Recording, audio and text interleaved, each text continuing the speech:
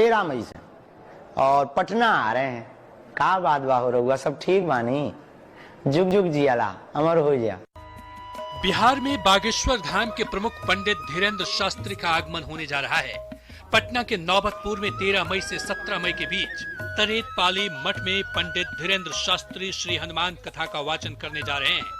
15 मई को नौबतपुर में दिव्य दरबार भी लगेगा, जिसमें पंडित धीरेन्द्र शास्त्री भक्तों का पर्चा निकालने वाला कार्यक्रम करेंगे।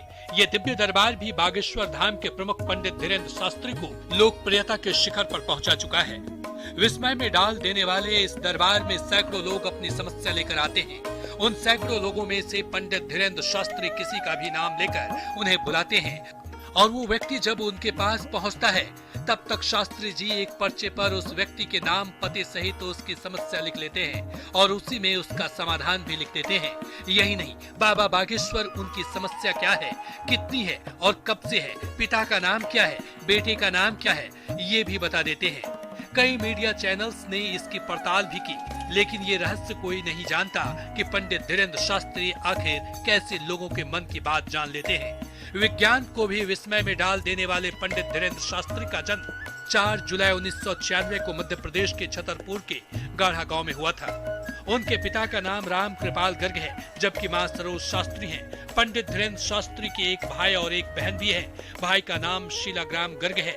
मध्य प्रदेश के छतरपुर में एक तीर्थ स्थान है जिसे बागेश्वर धाम सरकार के नाम से जाना जाता है। यहाँ बालाजी की पूजा होती है। बागेश्वर धाम महाराज के दर्शन के लिए कोने कोने से लोग आते हैं। पंडित धीरेन्द्र शास्त्री यहीं के पीठाधीश्वर हैं। उनके पिता गांव में ही लोगों को सत्यनारायण की कथा सुनाते थे। माँ दूध बेचती थी। पंडित धीरेन्द्र शास्त्री अपने पिता के साथ कथा वाचने जाया करते थे। हालांकि पंडित धीरेन्द्र शास्त्री अपने दादा और सिद्ध संत भगवान दास गर्ग को अपना गुरु मानते हैं। उनके दादा निर्मोही अखाड़े से जुड़े हुए थे, वो भी दरबार लगाते थे। पंडित धीरेन्द्र शास्त्री प्रारंभिक शिक्षा गांव से ही ली। उसके बाद हाई स्कूल और हायर सेकेंडरी शिक्षा गंज गांव से ली है।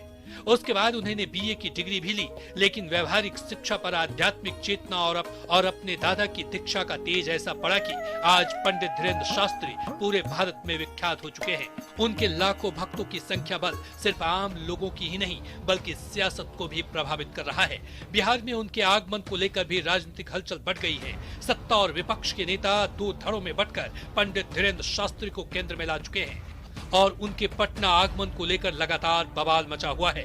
भक्त उनके दर्शन को बेकरार हैं, तो सत्ता पक्ष के नेता उनके बहिष्कार और तिरस्कार में लगे हुए हैं।